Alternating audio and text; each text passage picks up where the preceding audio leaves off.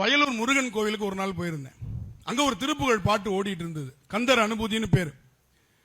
என் தாயும் எனக்கருள் தந்தையும் நீ, சிந்தா குலமானவை தீர்த்தனையாள், கந்தா கதிர்வேலவனே உமையாள், மைந்தா குமரா மறைநாயகனே. மத்திய பேருந்து நிலையத்துக்கு ஒரு நகர பேருந்துல ஏறினேன். அதிகாலையில் சேவலை எழுப்பி அதை கூவென்று சொல்லுகிறேன். சரி, இந்த இசையமைப்பாளரும் வயலூர் வந்து போயிருக்காருன்னு தெரிஞ்சுக்கிட்டேன். முடிஞ்சு போச்சா? இப்ப நம்ம எங்கிருந்து எங்கே அந்த மூலம் இருக்கிறது, எங்கே வேர்? இது வேரை தேடிய பயணம். விட்டுட்டோம். அருமையான ஒரு பாட்டு. அந்த அடிப்படை நமக்கு புரியல. ஒரு பாட்டு, மைமறு பூங்குழல் கற்றை துற்ற வாழ்நுதல் மங்கையோர் பாகமாகி தன்னன்ன தானன்ன தானன்ன தானன்ன. இத சந்தமா படிக்கும் பொழுது, மை மறு பூங்குழல் கற்றை துற்ற வாழ்நுதல் மங்கையோர் பாகமாகி நறுமுகையே நறுமுகையே. வைரமுத்துக்கு சந்தம் எங்க இருந்து கிடைச்சு தெரிஞ்சுதா? இதாங்க அடிப்படை. நாம் அந்த நுணுக்கத்தை தெரிந்து கொள்ளவில்லை. பாரதிதாசன் பாடியிருப்பார், கொல்லை வாழ் இன்னையடா மிகு கொடியோர் செயல் அறவே, குகை வாழ் ஒரு புலியே மிக குணமே விய தமிழா தனதான் தனதான். முடிகியல் வண்ணம்னு தமிழ் இதுக்கு பேர். இந்த முடிகியல் சந்தம் எங்க இருந்து கிடைச்சது? கம்பராமாயணத்துக்கு போனீங்கன்னா கிடைக்கும். நம்ம படிக்கிறது இல்ல, தெரிஞ்சுக்கிறது இல்ல.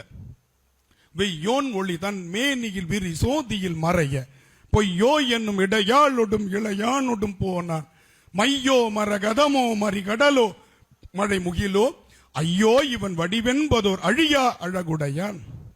அதே சந்தம் அதற்கு முன்னால் 500 ஆண்டுகளுக்கு முன்னாடி நம்முடைய காரைக்கால் அம்மையார், நம்முடைய திருஞான சம்பந்தர், நம்முடைய நம்பி ஆரூரராகிய சுந்தரர் பாடியிருக்கிறாங்கன்றது எத்தனை பேருக்கு தெரியும்? வண்டார் குழல் அறிவையொடு பிரியா வகை பாகம், பெண்தான் மிக ஆனான் பெரு சென்னி பெருமானூர், தண்டாமரை மலராள் உரை தவளம் நெடுமாடம், விண் தாங்குவ போலும் மிகு வேணு புறம் அதுவே. திருஞான சம்பந்தர் சீர்காழியில பாடிய இந்த சந்தம். நம்ம தேவாரம்னா என்ன நினைச்சுக்கிட்டோம்? அது சைவ இலக்கியம், அது பக்தி பாட்டு, அது பண்டாரம் பாடுற பாட்டு, ஓதுவார் பாட்டுன்னு ஒதுக்கிட்டோம். அது தமிழ் பாட்டு. முதல்ல அதை புரிஞ்சுக்கோங்க. சிலப்பதிகாரத்தை தயவு செய்து சமண காப்பியம்னு சொல்லாதீங்க, அது தமிழ் காப்பியம். மணிமேகலைய பௌத்த காப்பியம்னு சொல்லாதீங்க. சொன்னா என்ன ஆயிடுச்சு? அது பௌத்தர்கள் படிக்கிறது போல இருக்குன்னு நினைச்சிடறான். தேவாரம் சைவ காப்பியம்னு சொல்லாதீங்க, சைவ இலக்கியம்னு சொல்லாதீங்க பெரிய புராணத்தை. அதில் தமிழர்களுடைய பண்பாடு இருக்கிறது. தமிழர்களுடைய இசை மரபை கிபி 6ஆம் நூற்றாண்டிலிருந்து நினைச்சு பாருங்க. கிபி 6ஆம் நூற்றாண்டிலிருந்து 18ஆம் நூற்றாண்டு வரை காப்பாற்றி கொடுத்தது தமிழின் பக்தி இலக்கியங்கள் என்கின்ற பன்னிசை தான்.